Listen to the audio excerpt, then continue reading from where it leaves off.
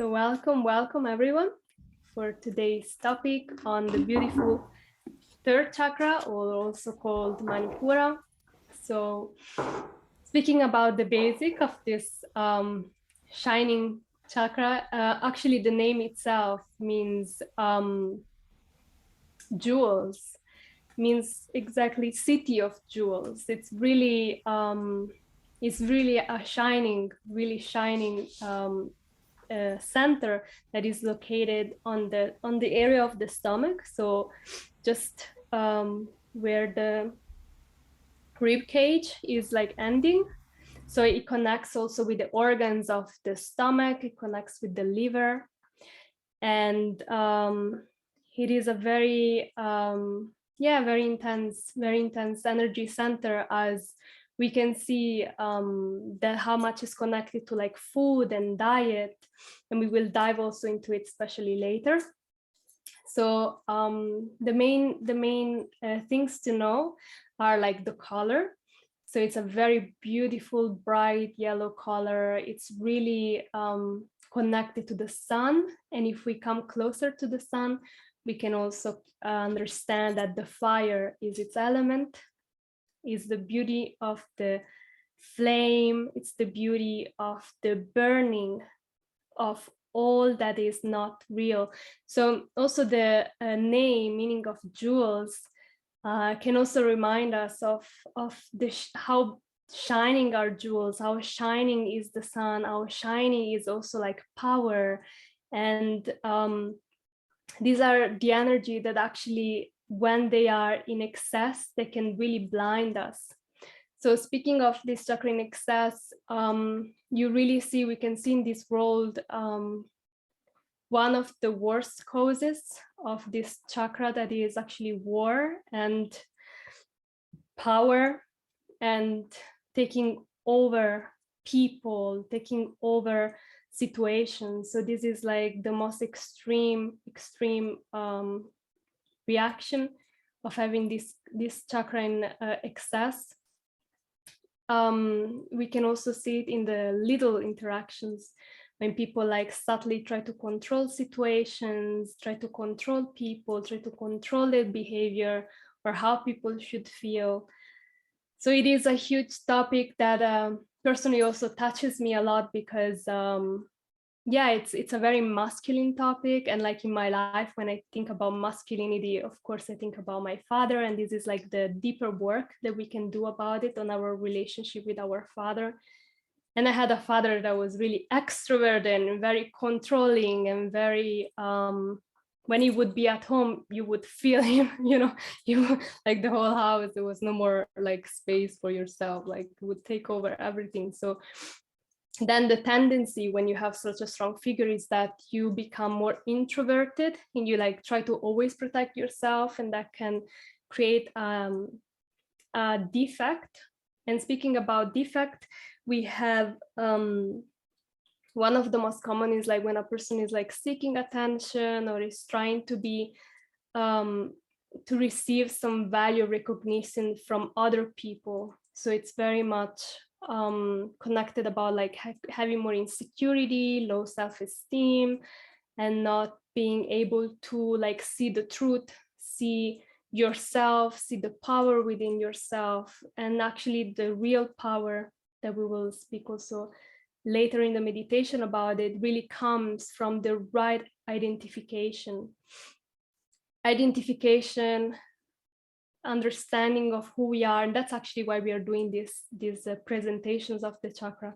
Personally, trying to understand and get to know myself was always like a mission for me, and I feel like this chakra have been helping me a lot to understand myself. And that's why I'm doing this presentation with Mangala also, so that we can better understand ourselves, and then we really know how to really take responsibility of our life. And the third chakra is really important for it to really take responsibility of what happens to your life, take responsibility of how you respond, that it's not the one of the defect is like pointing the finger, always pointing the finger, oh, it was this person, oh, it was that person. doing this or causing me pain. And having a balanced third chakra means that we really take responsibility of our life. We really understand that we are not the controller, and then we live life in a much more simple way, that we can let go, that we can go to the essence when we connect to people, to the core of who we really are and who they really are, and then have beautiful relationship based on that. Another a beautiful way to balance it is to become aware of our values in our life, to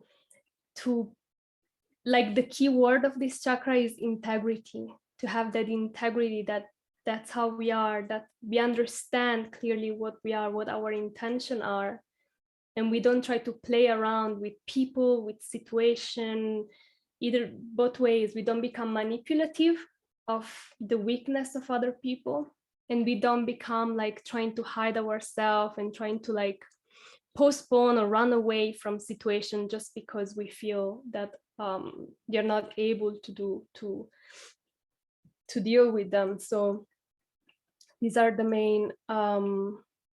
main ways how we can look at the third chakra. And and then another way that can help us understand it is purpose.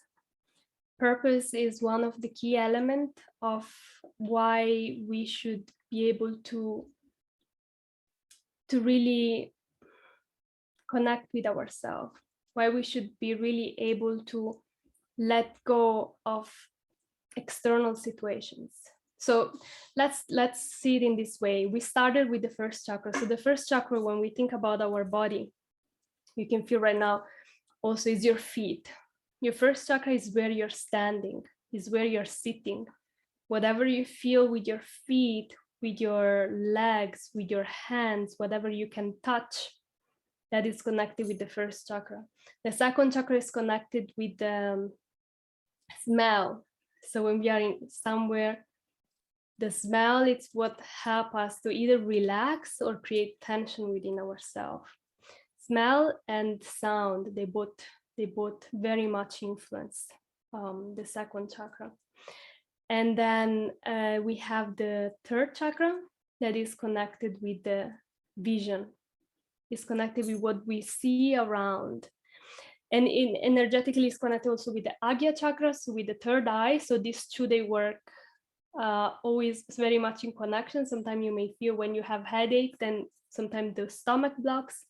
But when you have a lot of pain, then it also gives you headache. They're very much interconnected.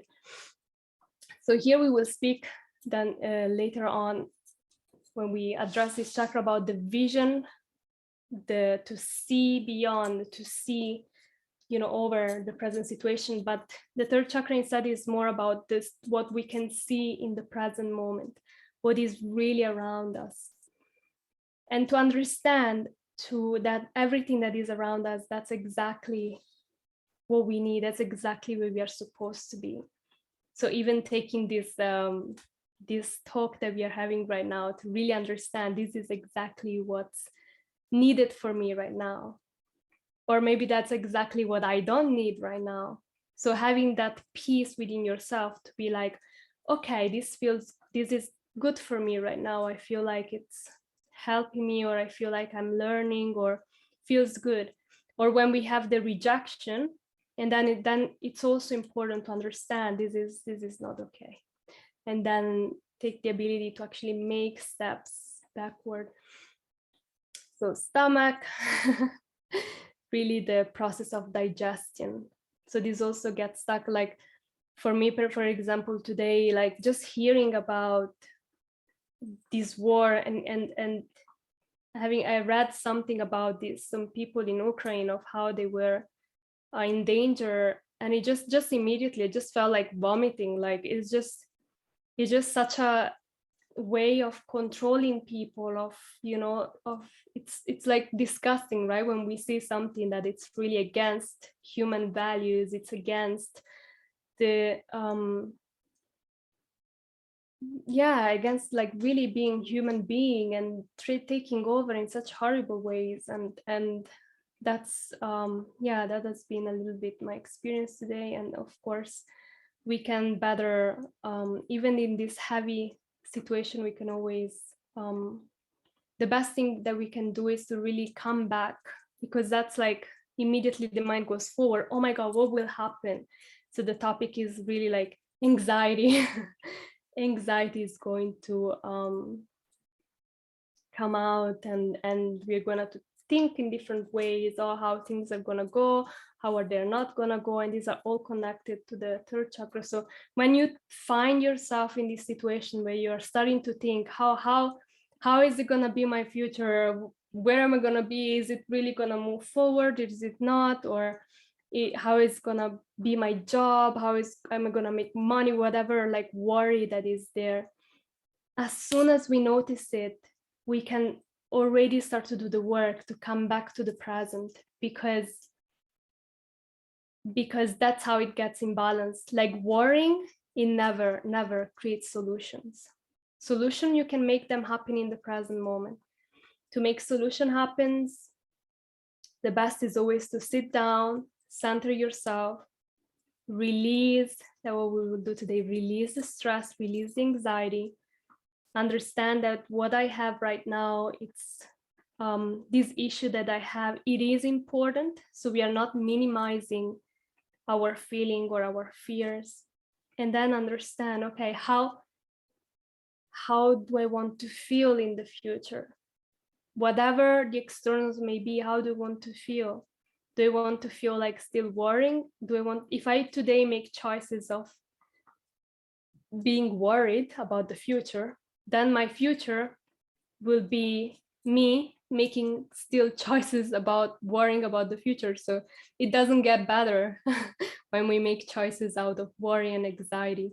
So we can always make a step back and ground ourselves, do a little meditation, and connect with our real purpose. So in order to see the potential in our life, in order to see the potential in others, and that's the beauty of warriors. That's the beauty of people that embody the masculine energy in a healthy way. That's the beauty of fathers, of people that they actually do have even capability to help others, to support others in their journey, at the same time without taking out the identity of who they are. Because when we lose track of our identity, when we really lose track and we think that we are not, or we are more than what we actually are, like, oh, I am like an incredible chef, so I have the position to actually, tell everybody off or judge everybody. Whatever is the position that we have, the humility and the way how we can heal this chakra and actually bring the real deal out of it, it's to understand the reality of who I am and also see the power that is within myself, because only then you can actually see it in others. And by seeing the power and the potential in others, you can easily bring it out and it will manifest easily. So intentions are also the key of this chakra, so that one doesn't necessarily have to go, to run and become like, there is this idea that when one needs to work, like work is hard and one needs to work hard. And if you want to make things happen, you need to work hard. This is very toxic masculinity. It's not actually a balanced way to do it.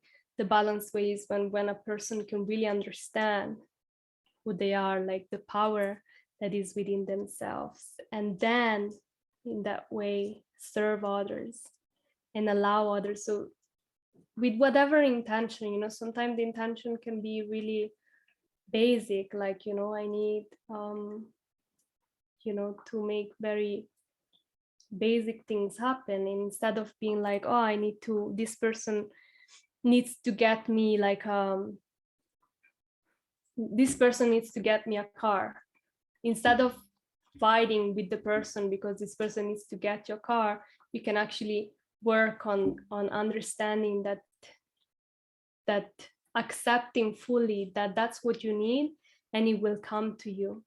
Like, have that faith, develop that strength within yourself, that faith that that's actually what is best for me.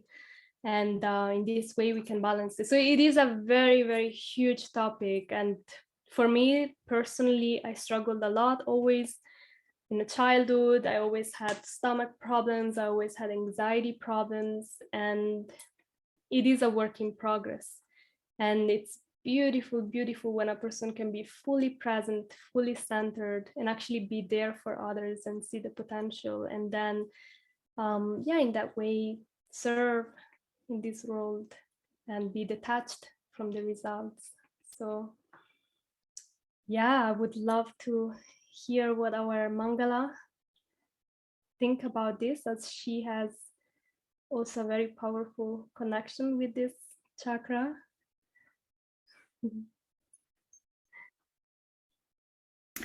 Thank you so much, Shimanjari. This was really, I really felt like immersed into a lot of realizations, and things were just coming up as you were speaking. So thank you so much. It seems to me that when we think about this third chakra, it's like this gut feeling, that many times we don't want to hear. But when people say you have to follow your heart, and most of the time we're following our mind, but actually this gut feeling that kind of is instinctive and also comes up many times, we don't want to hear. So maybe you will comment on that later. But I wanted to share how, while studying and practicing balancing this chakra, I had a lot of insights into how for many years I was doing a big disservice to myself and others by trying to compensate. I learned how actually this chakra can be both in excess and in defect at the same time, because that's sometimes so bewildering. How can the same chakra be, both? But we can just imagine, for example, a person who is like a leader or in a position, and they would do anything to kind of push others around and get their agenda. But actually deep inside, what is there is really like this very low self-esteem and wounds and so on. So it's actually both working at the same time, chakra, too much energy and being very pushy and dominant, at the same time being very like weak within and kind of wounded and sad and so on. So what came up for me while understanding all this is that I've seen that actually the emotions that come up, this gut feeling that we have about a certain person, a certain situation, that it's very important to kind of acknowledge it within us. We might not always express it verbally, but acknowledge it. Because what happens is that when we have, for example, anger coming up in us, and sometimes we don't want to speak because that might offend somebody, it might hurt somebody, and so on. But what happens is that we start to keep in these emotions and we deal with them internally. And then, as a consequence, our body becomes toxic. So these emotions start to be buried inside, and we start to, get then problems in other areas. It could end up in problems with the digestion, more anxiety, more inability to express oneself. So this toxicity is actually really hard to deal with, because then as a parent, for example, you put that on your children when you're teaching them about things or other people you're communicating with. So it's very important to kind of listen to these emotions coming up. And for example, what I've learned about anger, it's such a amazing realization for me that anger is not a negative emotion. We always kind of hear, being angry, it means you're lost, it comes over you. But actually anger would just help us to set the boundaries for whatever we cannot accept, or, we cannot allow other people to kind of cross. So it's actually a very, very powerful emotion to work with and express outwardly, and learn in different ways how to express it.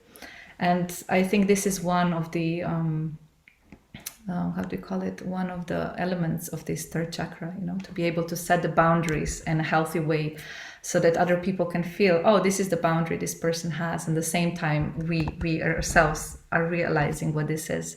So what happens is, if we are containing these emotions and having a lot of toxicity in our bodies, that we become very tired. And there's 3 different kinds of tiredness in regards to chakra imbalance. So, for example, the first chakra would bring this very lazy tiredness, when we would just not feel like completely inert, we wouldn't want to do anything. But third chakra, it's really lack of energy, because of the body is just full of this toxicity and unprocessed emotions and so on. So it's just, one feels exhausted, cannot anymore face the world. And then the third kind of tiredness would be connected with sixth chakra, or mental tiredness. We'll speak about that more later. So I really liked how Shimanjari brought up this point of responsibility. So if we have, third chakra in defect, if you can imagine the point of, it would be really hard to keep responsibility, to be always late for appointments. We cannot keep commitments.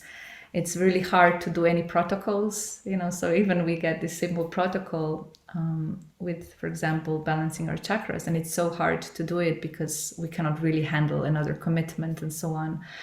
So it's really good for those of us who struggle sometimes with defect of the third chakra, to really get some sort of a accountability partner, somebody who is like encouraging us or doing things together with other people that are like-minded, or that have some same ideas. So we sort of need a little bit of a push, or a coach, or team support, so something doing together. So another thing of this, I was speaking about anger, but another part is also keeping grudges. It's a big part of this toxicity. So if we're keeping grudges, things happen in our life and we're not able to really deal with them, and we just kind of, keep it within and think, oh, but I can't really stand that person. I can't really be in this situation. I can't really deal with this. So just the grudge stays with us. That's actually really, again, toxic, and it's a sign of the third chakra being imbalanced. So a lot of other issues can come from all that. And actually, it's interesting that Srimanjari came up with a very similar point, which, when I was thinking about third chakra, was that exactly this is what we're doing right now. We're putting things into action, We had these beautiful realizations of how powerful the work with chakras is for ourselves, how much we can actually do to heal ourselves, to help ourselves step forward, and first of all, heal ourselves, balance ourselves, and then step forward to give something to others, to offer something to others with this amazing work with essential oils and so on. And this is sort of really good for this third chakra, work.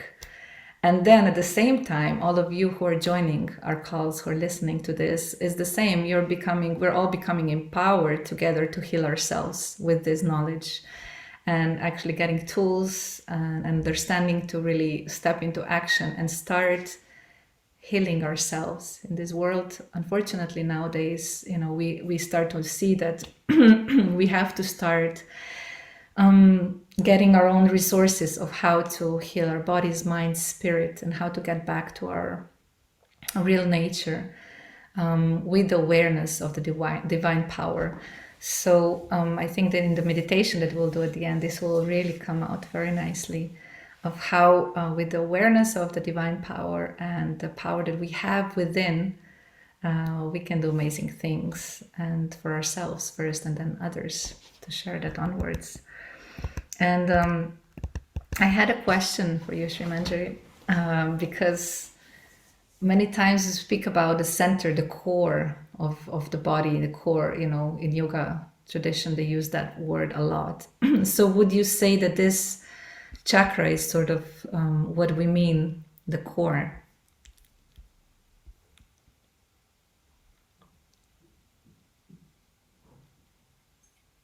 What do you mean exactly with the core? So for example, when you're doing some work with the poses in yoga, especially, that's where I really was always aware. People were talking about the core of the body, so you have to center on your core and then go from there, you know, so sort of like central awareness of the body. So would Yeah. the solar plexus be that part? No, it's the second chakra, Ah, actually. Yeah, that's the core. It's like exactly 3 fingers under the belly button. That's actually the core. That's the main place. Eventually, here in a yoga practice, one needs to be like needs to close it.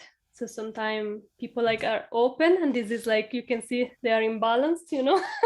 They're too open, or others that are always like this. But actually, ideally is like to be straight. You can also, and then close here.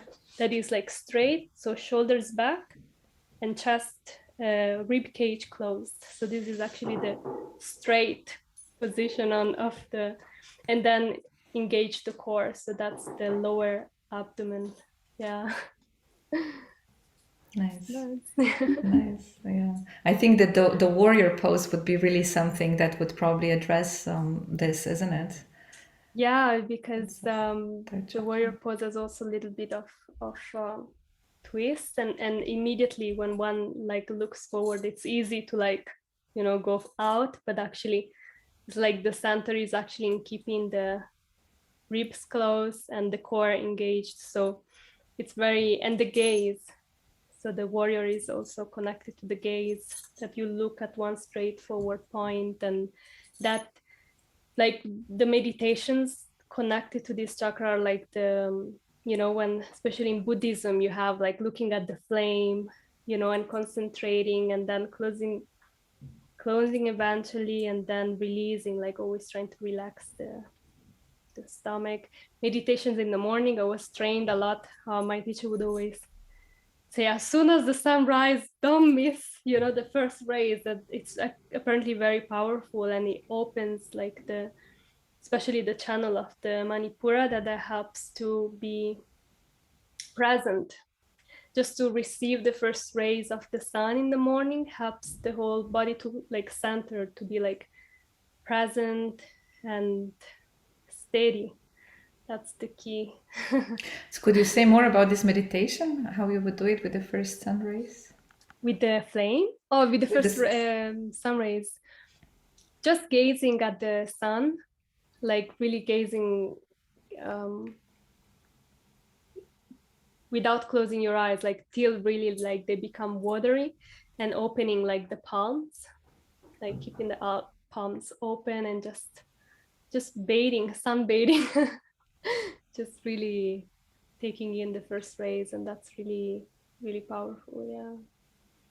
And they even say, even like a saint that we have in the movement, Srila Prabhupada, would like the way to be healthy is like, if one really wants to have take advantage of full health, is to be out in the morning, like between 5:30 and 7, and that's when you get the most energy.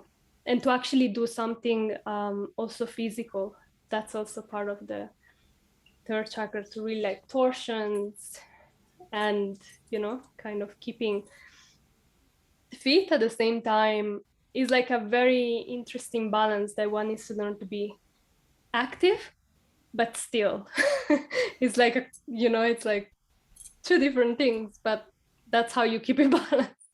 To like be fast but then stop, you know, be able to like really be fast when you need to be fast, and when it's finished you're able to be completely still.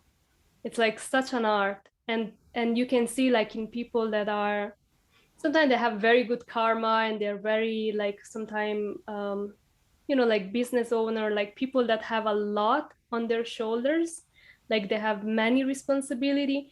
And to have so many responsibility means that you really know how to move fast and how to be still at the same time.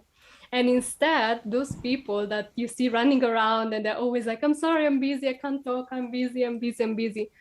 That means that they're not so busy, but they just don't know how to deal, to deal with life, with the situations. And that's totally like me and normal. I feel like it's very like difficult to really learn that art. And yeah.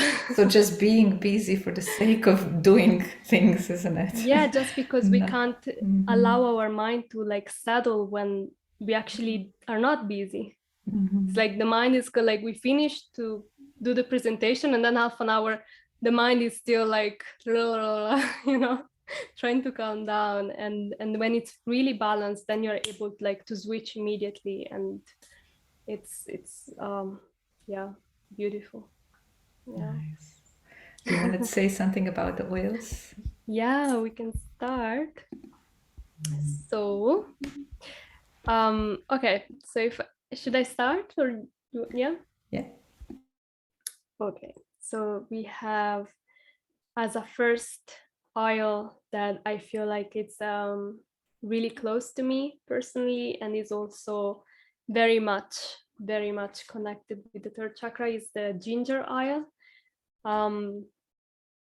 Ginger oil is the oils of empowerment, of really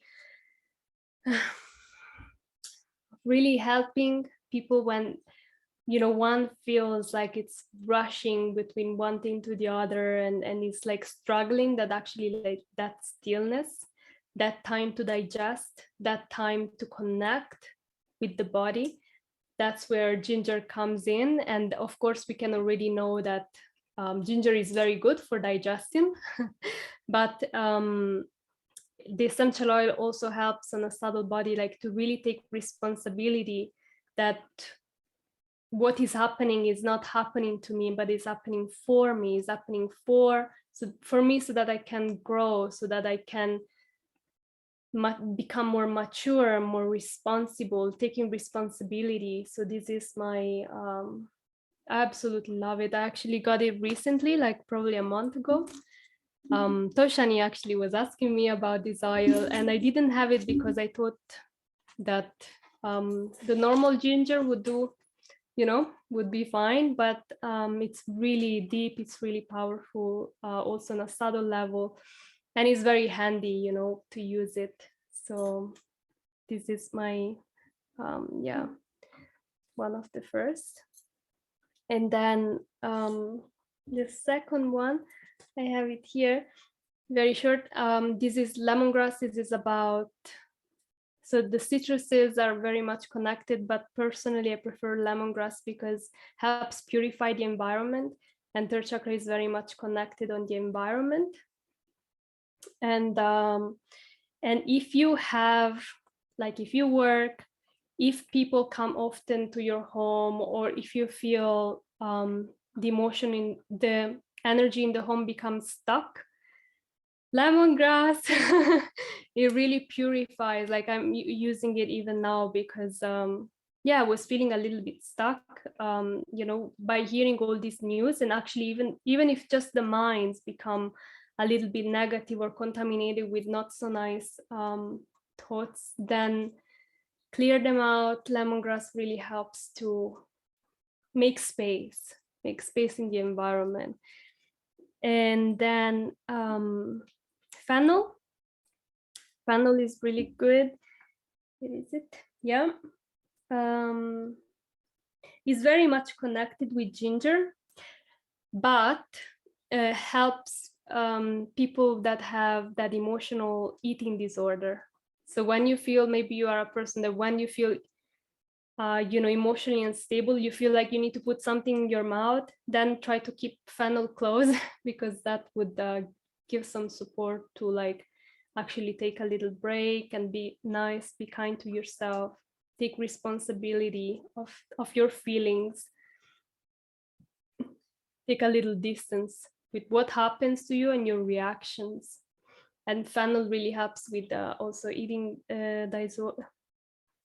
emotional eating disorder. And the last one is here, coriander. Coriander, yeah. So coriander is really good. It's really wonderful when we feel insecure about ourselves, especially when we are with people. I don't know if it happens to you, but to me happens often that, not so often, but sometimes when I meet new people or I am in new situations, then I feel like insecure, also as I am a little introverted. And coriander gives that confidence to also break through, new, when you are in new environments, new spaces. It's really like a very refreshing herb. And also yeah, it goes quite down in also removing the barriers within ourselves that we may feel like we are not good enough, or we are not, good with people, or something connected with that. And that helps to, yeah, gain again that confidence. So these are my few oils for today. There are so many others, but we decided to just have 4 each. So Mangala, now it's your turn. Oh, thank you. Yeah, like you say, there's so many, and I guess it's always good to see, and while we're using the oils, to really try to feel which oil really suits us the best. And at the same time, there's also ways to kind of check for yourself. So with kinesiology, with body muscle testing, you can check that for yourself. You can ask somebody like us, myself, or Shimanjari, and yeah, that would be a very nice way to. But also with, I feel, just with perception, sometimes we really see, this oil I really need right now, and we see whether it brings us power or calms us down, so then we can work with them like that as well. So the ones that came up for me today, I actually just looked in my room over the oils that I had on my table, and cinnamon came up. I personally don't use cinnamon so much, but since it's a hot oil, it's like warming oil, I really immediately felt this warrior coming up. So just working with it on solar plexus area, so that's just under the rib cage, putting a drop in and inhaling it, it can really bring this awareness of power and strength and letting go of negativity. So cinnamon is, like that, kind of brings some inner strength. Like Shimanjari mentioned, actually citruses are really good in general for work on the third chakra. Because citruses are, imagine, you already see, it's like a sun energy, isn't it? You just smell them, wild orange or lemon, you can just smell this Sicily air and abundance that comes from there. So oils like tangerine is very powerful. Actually, it's the most powerful of citruses. It's very special. You can use it for all the chakras, but especially the third chakra. And then lemon oil, very, very powerful. And then, for example, wild orange would be really nice. So when we speak about cleansing, again, it's about cleansing. So cleansing the negativity, and then bringing this sun energy, and power into our awareness and energy field. So again, citruses are really, really nice to work with. I have to admit, personally, I needed something more concrete when I did my regular work on the chakras. So helichrysum came up. And those of you who ever visited southern countries like Bosnia, Croatia, where helichrysum just grows, like next to the sea, and you can just smell these flowers which dry up a little bit, but the smell is so potent and so attractive and so warming at the same time. So you really feel that the solar energy is just kind of kept inside. So this is what helichrysum brings to me personally, and I love to work with it. Recently, I really work with it a lot. It also brings a lot of healing internally. And for me, it just brings the awareness of this third chakra, the solar plexus area, so strongly. So I personally love to work with helichrysum.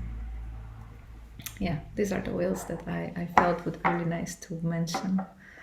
Yeah, okay, yeah. Yeah, tell me, what did you think? No, a little note about helichrysum is also an oil that works on all chakras, and it helps to do very, very deep work. So if you're looking also like to really do like in whatever actually chakra, especially on the third, it goes really strong. but also on the others. Helichrysum really guides you to like a gentle but deep, very deep healing. So it also helps to open chakras that have been blocked, like maybe from a heavy trauma or like a heavy situation. So if you've really been through a heavy situation, or you had before and you're working with it, then helichrysum, it's really powerful. Wow, nice. Haripriya was asking about clove, if clove would work, and I think definitely clove would be also some like a warming oil with bringing more energy. So yeah, of course you would be able maybe to dilute it. Would be good to dilute it when working on the skin directly, a little bit. Yeah. Yeah, it also reduces inflammation. So if you feel like like you have a lot of inflammation, then that could help also. Yeah, also internally. Yeah. Nice. Should we see if somebody has some question? What do you think? Yeah. Yeah. If anybody has some questions about what we spoke, or would you like to share some experiences? yeah, Martina. Maybe I came late to the call. I totally forgot, and I was like, I'm late. Anyhow, chakras not balanced, right? And maybe you covered this in the beginning of the call, but I wonder just what you share right now, Mangala. You mentioned, oh, this oil came up for me. What do you mean when you say this, and how we can, we open our box of oils, and there's like, in my case, it's literally like dozens and dozens of oils. How do we know which one is the best for us? Maybe, I don't know if you plan to give us like a basic of kinesiology that, or is it like one has to be especially gifted to be able to use it for ourselves? Like, how do we know which one to pick? I mean, I can just comment from, thank you so much for the question. I really appreciate that you further the discussion about this, because I really love to actually ponder about this. But then if you could add also something, Shimanjari, about when I said that this oil came up for me, is just because I felt that the connection with the oil was already quite deeply established. I feel that more that we use the oils in general, more that we kind of work with them on different levels, physical maybe will be the first one for most people to start with, and then emotional, and then energetic level. We start to get some sort of a like experience, direct experience. When I smell this oil, this and this happens to me. I become like more joyful. Things open up for me, and I feel more peaceful. For me, for example, helichrysum is literally deep oil, so I immediately could connect with it, and it's very powerful. And so in this way, we sort of get a relationship with the oils. I don't know if that makes sense, but for me it does. And in this way, the awareness is much deeper than just on a mental level. Yeah, we don't gather information about the oils anymore just on knowledge base. Yeah, I read about this or I heard about this, but it's more like the experiential learning that we are having, which is actually the most important gift of working with the oils, I believe. This intuitive awareness that each of us has. That when we just look, hold, there's energy. Oils are not just liquids, they're actually energy, and they have certain vibration, each one of them different vibration. That's why we say many times that children, when they try to choose an oil, or we just tell them just choose one oil that you like, and they would very many times choose the right oil for them, which is like brilliant if you think about it. But each one of us could do that if we would disconnect this kind of rational level. So when I said that, it's probably mostly from experience. And about kinesiology, to test that as well is actually really good to learn some basics of kinesiology. But at the beginning, it's good to perhaps ask somebody else who has this knowledge of kinesiology. We could maybe one day talk about that, Shimanjari, and give some sort of like an introduction into kinesiology, because I think it's very interesting for more and more people how to check that. But I think this was what I wanted to say. Shimanjari, please add. Yeah, you said it very beautifully. When we turn off the rational mind, that's how we can understand it the best. I've been working with kinesiology, like it has been at least 10 years that I've been using that technique, and it's really, you can do it with body work. So like just with the reactions of your body, or reactions of your, like I use the pendulum often, or even reaction of your inner organs. That's actually, yeah, even the inner organs have a reaction when we do something. So the more like you become sensitive to it, you can work with different elements. And so it's a practice. It's a practice of awareness that it basically starts with the body stimulation. So even, when a person is like disconnected, one can still test themselves, because the body always says the truth. We can see even when we are, maybe having a good time or we feel good, the body doesn't forget. The body doesn't forget if you're stressed. The body doesn't forget your traumas or experiences, and whatever. The body remembers, and it's the first chakra. So really much it's like, that's how it is connected. Definitely first chakra is off, then it becomes very difficult to do such a work with the person. So it's better that somebody else does it. But generally, with the normal unbalances and off balances, is everybody can do this. And it's like a small technique, but it takes a little bit of time to explain and go deeper. So probably we will share in a class, so we can keep it a little separate, as it takes quite some time. And yeah. But yeah, it's definitely useful to learn the basic. It's very, very easy. And yeah, children can do. Everybody can do it. It's not a big rocket science at all. And it's very, it's funny that we even have to learn about it, because at least for me, when I think back in my childhood, I mean, my grandmother does it all the time, and she doesn't know that it's called kinesiology. It's like, for generation we were doing this, and I think we also do it, but we are not aware of it. But definitely having some technique can keep it more approachable and make it sound cool. Yeah. Thank you for your question. Yeah, I think it would be great to have that. Maybe if everybody likes it and if it works for you, maybe we can have an add-on, one more class after we go through all the chakras and just talk about it. Yeah. We already have the feeling this will continue in one way or other, so we'll see what happens. Surprise for us as well. Yeah. Thank you. Yeah, very nice. Wonderful.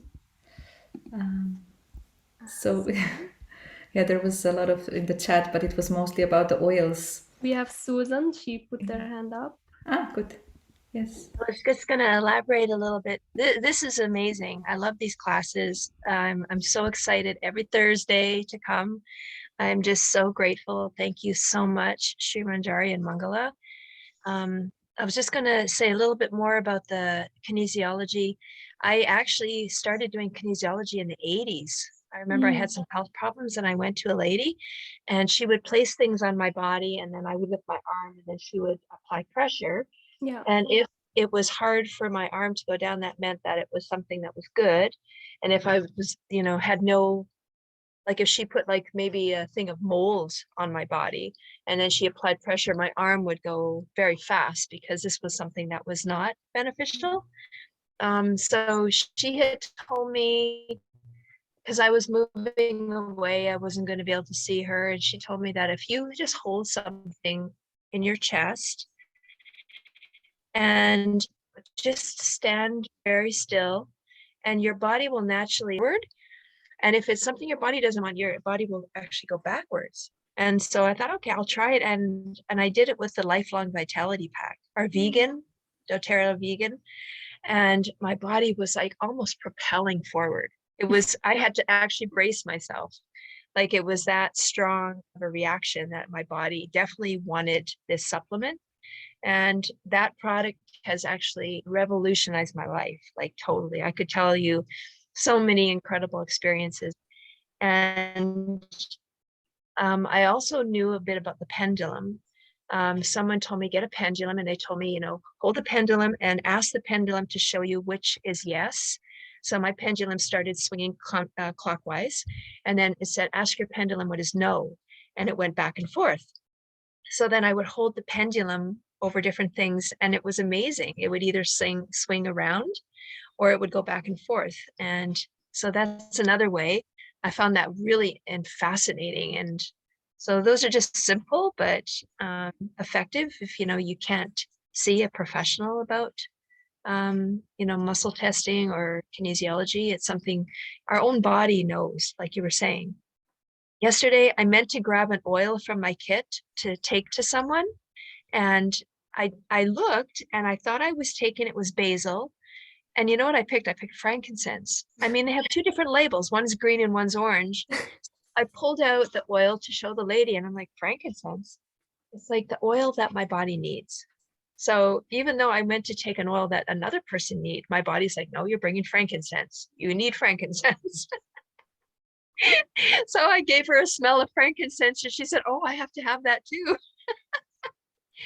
So yeah, and I remember you both saying that the frankincense is an oil that helps to balance us, all the chakras. Like it's one of those oils that is that powerful. Yeah, also basil, just remember now that you said it, I was like, how could I forget basil? Completely didn't come to my mind today, but basil is very good for the liver, like for cleansing the liver. Like that's like, yeah, probably my liver is kind of okay now, but that's why it didn't come out. No, but it's really great. But thank you for sharing your experiences. Really valuable. It's really like that, really simple, but yeah, that's why it's good we have a class, because it's an experience. It's not just there are so many ways how one can test, like infinite, like as many movements your body makes, that's how you can test yourself. So it's good one find their own, and yeah, it's great. Thank you for sharing. Thank you so much. So we have Sudevi Sundari. You want to share? Hi, thank you so much for this wonderful explanations of how to use the oils and how the chakras benefit us to be aware. One thing I just remember, somebody offered a chakra class a few months ago that I attended, and one of the things I remembered the most was they did like a muscle test on someone when their chakra wasn't balanced, or I don't know if it was a muscle test, but like a strength test, and they just had no strength. And then they balanced the chakra with the oil, and all of a sudden, when they did that strength test, it was like very strong. So I'm wondering, like, how do we apply the oil to the chakra itself? How do we balance the chakra, or just by smelling it? Yeah. I think this. Thank you so much for your question. Actually, we will do another practical sort of like exercise, or this is actually the technique which we are trying to share, because it's really powerful. Just by smelling the oil and applying it to the chakra itself, to the area where the chakra is, and with this awareness and combination, the energy balance is there. And it's very new. Like for me, it's also mind blowing, because I started with this just like a few months ago. I know Manjari can tell us much more about that, but yeah, it's a fact. And the way I understand it, because imagine the oils themselves have a vibration. They have certain energy, which helps the body, whatever we're dealing with, to balance naturally. So this is the same way, actually, it's the same principle, but just because it's so subtle, it's like just on an energetic level, which we cannot see. We think it's kind of far out, but actually this is what always happens. Yeah, when we're addressing the physical symptoms, the same thing happens, on energy balances in that particular center or in more centers, because we're working on more centers. So sometimes we swallow the oils or we apply them on our feet, so different things that we do. But specifically that work that we do is to put oil directly on the chakra area, and that will directly balance it. And like you said, then the muscle, which is kind of just responding on that energy balance or disbalance, is reacting in a certain way. So it will get more strength or it will lose strength if it's imbalanced. So yeah, it's amazing. It's really far out.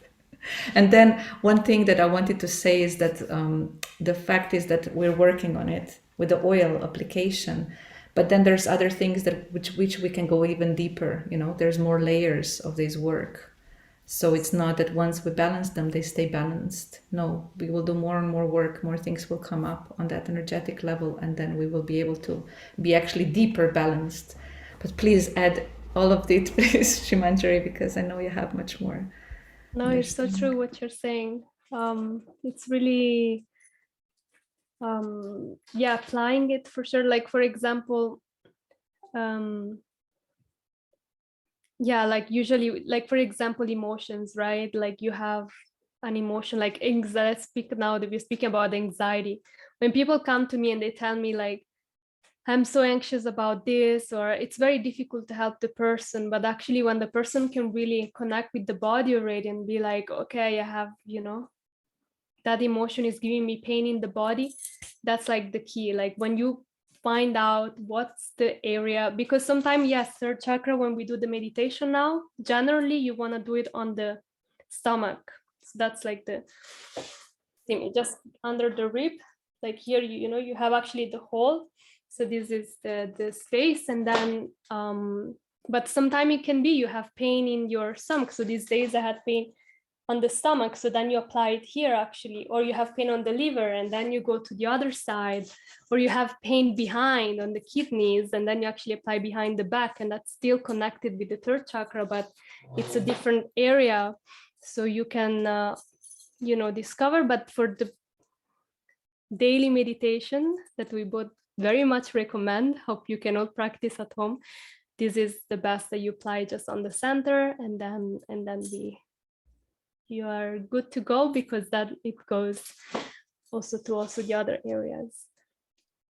Also Gopi Gita said, nice way to, he said, great class, also saying an affirmation and blind reaching out for an oil can really help.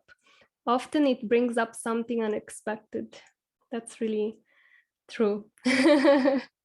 Choosing oil, closing the eyes, and then like they also do sometime with cards, tarots, or, you know, just speaking. So that's really, really, really nice. And Nevan Khatib said she also worked with the pendulum. That's wonderful. I'm grateful. Yeah, I'm grateful. So many of you shared. But I think now maybe we can go into the meditation. Mangala, yeah? Yes, let's jump in. I know we could speak for a long time, but this is just for us to together experience the work that we can do ourselves. You know, just have different meditations. We can actually record them ourselves. That's also very healing. Or just do the practice with the oil, the mantra, and the visualization that we will do together now. So you can grab one of the oils that we spoke about, or some other oil that you feel, you know, some other citrus or some other oil that we had in the chat, and just have the oil with you.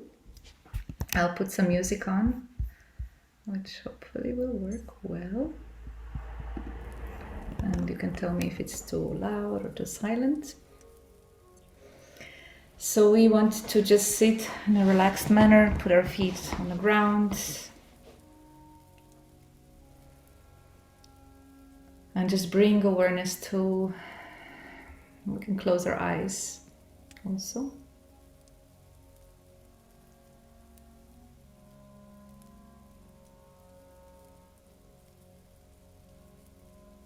And just bring the awareness to our breath, going in and going out, going in through our nose and exhaling through our mouth.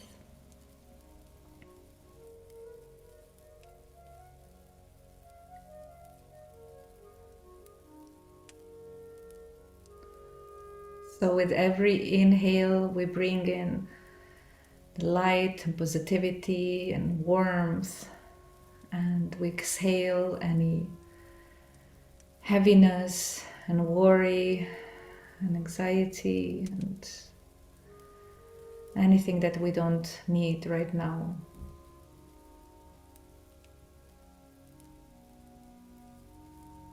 So we just feel how our whole body becomes completely relaxed, from our toes to our legs, sitting bones, our belly, stomach and back,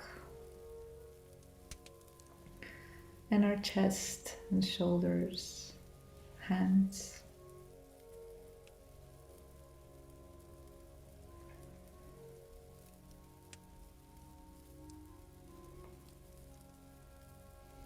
And our face and our head. So this is really helping us to completely disconnect our thoughts. We don't need them for now.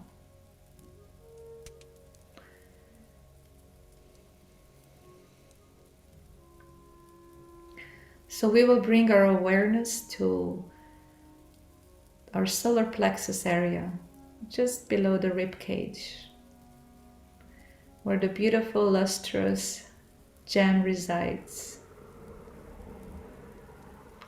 We might not be able to see it very well yet, but very soon it will become so bright that we will feel its gift to ourselves. So this is the time when we can take our oil and take a drop on our palm.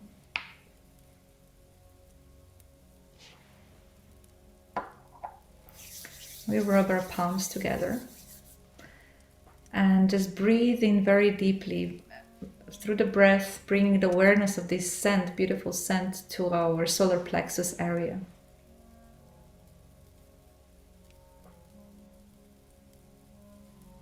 And then we apply the oil directly on the skin, on this place of the solar plexus of the third chakra. And we can keep our hand there if it's comfortable. So we can close our eyes again.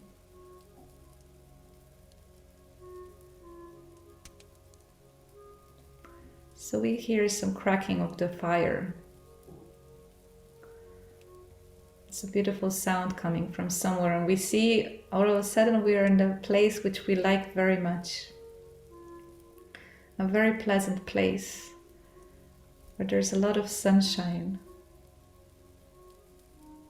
This bright sunshine which is just going everywhere, enlightening everything. And we see this, we perceive its warmth and beauty and generosity. It's just having so much light and warmth.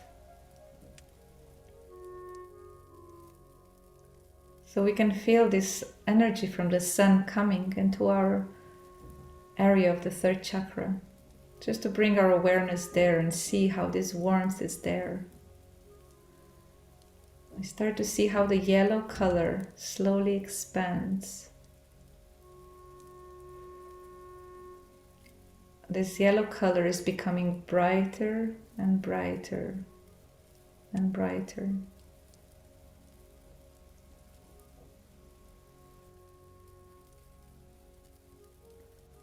We're becoming aware that we do have power within.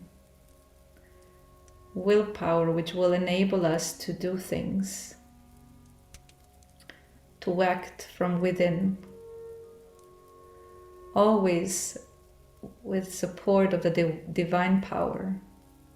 So we're never alone. So the divine power is actually making this beautiful energetic center even more brilliant, so we can uncover more and more of the power within. As a spiritual warrior, act without fear in this world.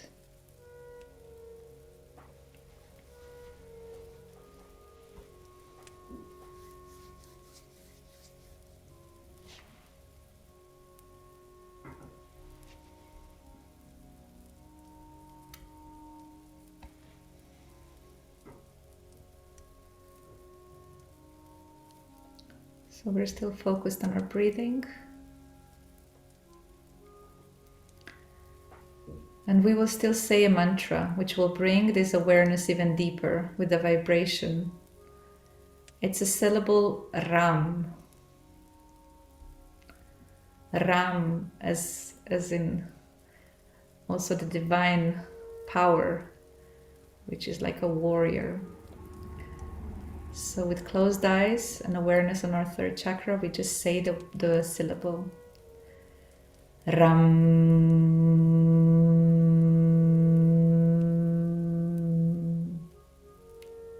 We feel how this vibration goes into the third chakra, makes it more open. 2 more times. Ram.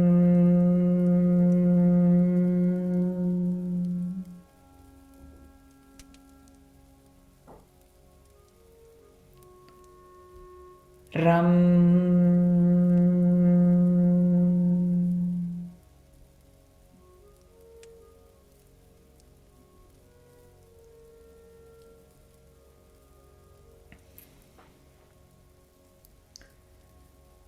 We will continue with some breathing with Sri Manjari.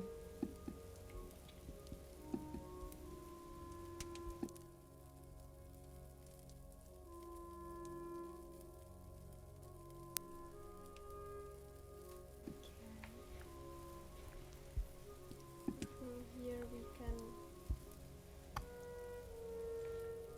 slowly start to soften more and more into the breathing and expand it. So we start making the breathing a little longer. So inhaling for 1, 2, 3, 4, and exhaling for 4, 3, 2, 1. Inhale for 1, 2, 3, 4. Exhale 4, 3, 2, 1. So we will do a little pranayam, just a little Kapalabhati. Kapalabhati means increasing the fire. So you can, we can try to do it together very simply. It consists in exhaling, in concentrating on just on the exhale. So when we exhale, we push the belly in forcefully through the nose. And then inhalation comes automatically. So we only focus on exhaling. So I show you like 5 times. So it's a strong exhale. So that will help us to clear a little bit more this center. So you can imagine as if the fire is in front of you, and by exhaling through the nose, you're like releasing like all the toxins. If you have eaten just now or just like recently in the last half an hour, 1 hour ago, it's still kind of okay, but if you feel like you're still digesting, then do it gently. Otherwise, join me. So we're going to do it together. So it's not about inhaling, it's just about exhaling. Your hands can be nice and relaxed on your thighs or on your side. Try to not cross legs or feet. And we're trying to release whatever stress, whatever pain is there. So deep inhale, and we are gonna do it 20 exhale. The inhalation is natural, and forcefully we are exhaling. We do together. Inhale.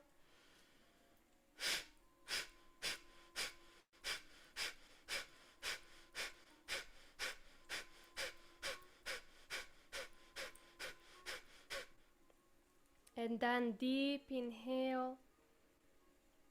Very slowly, and exhale.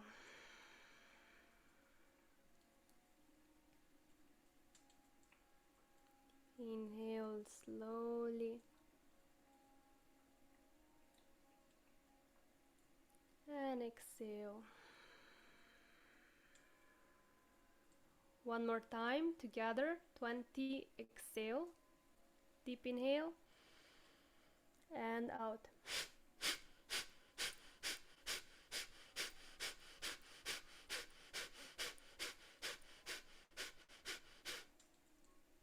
And release. Deep inhale and deep exhale.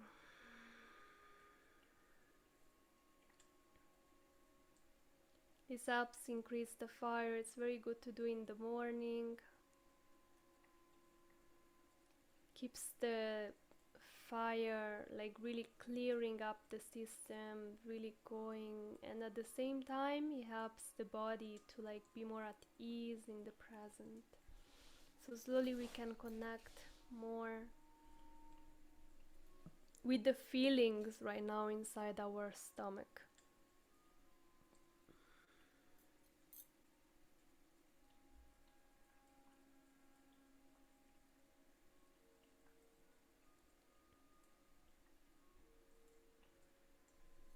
Deep inhale and exhale. Just allow the breath now to be normal, to just be your normal speed. And just feel which sensations are there into the stomach.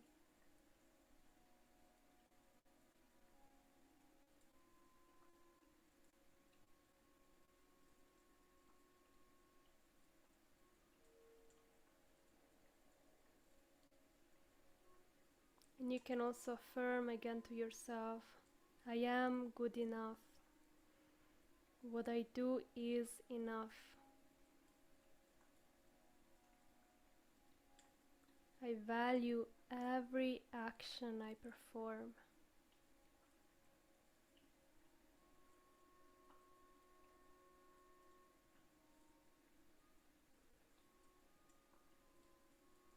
I respect myself.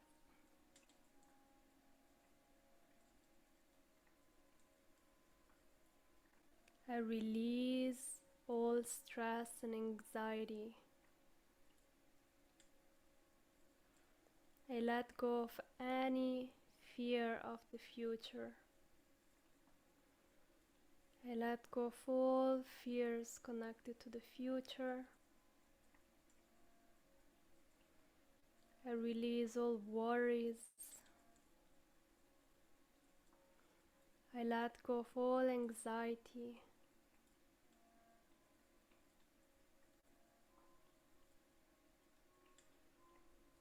You can also slowly go a little bit more deep within and try to acknowledge how your inner child was feeling in front of your father, if you had a father figure, or just your closest father figure, or maybe your husband, or your male friend. Just acknowledge your feelings connected to a male masculinity that you see in others.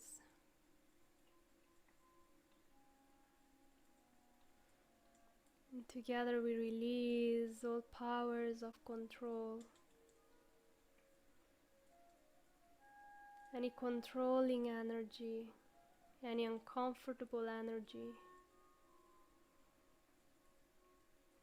We commit ourselves to a life of intention, of deep trust, that everything is working out for our good. Life is happening for me.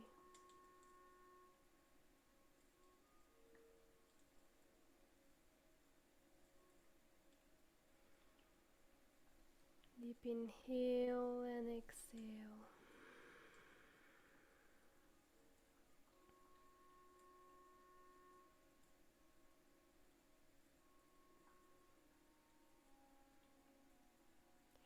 My presence is the most meaningful gift I can offer to the world. If you really want to live your life on purpose, if you want to have an amazing future, if you really want to find happiness in this life, we need to let go of the idea that happiness is somewhere in the future, that our purpose is somewhere in the future.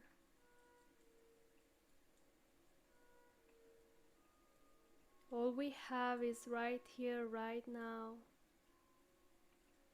And the most beautiful, the most meaningful gift we can offer to ourselves, to the people we love, and to the world is to be here now. Be aware of every little movement, every little sensation that our body is sending to us.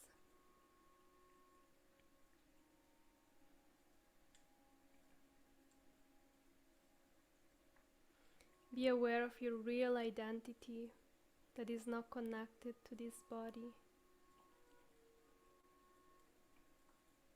Is completely aloof, at the same time works through this body.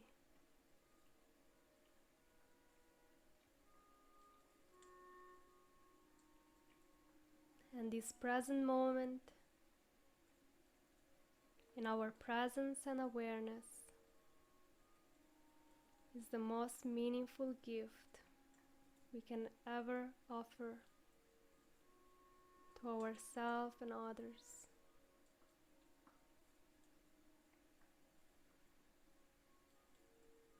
Whatever we aspire in the future, we understand that the future is just an idea.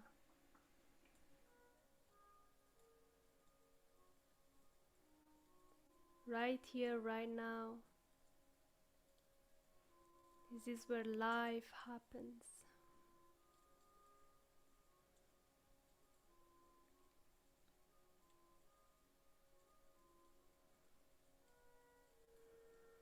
Hariam Tat Sat.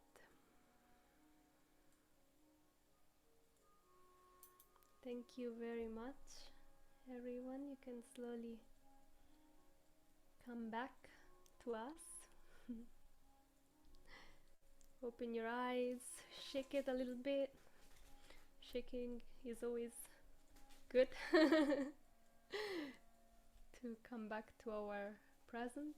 And yeah, here we are. So a little update regarding next week. We will not have any the next chakra. Next chakra will be the week after, actually, the 10th of March. So next week we will have a week off and then we will start again on the 10th. So thank you all for joining. Thank you very much. I was thinking we will dance again, but we could, but we are kind of zoomed out also. Sleep. Maybe.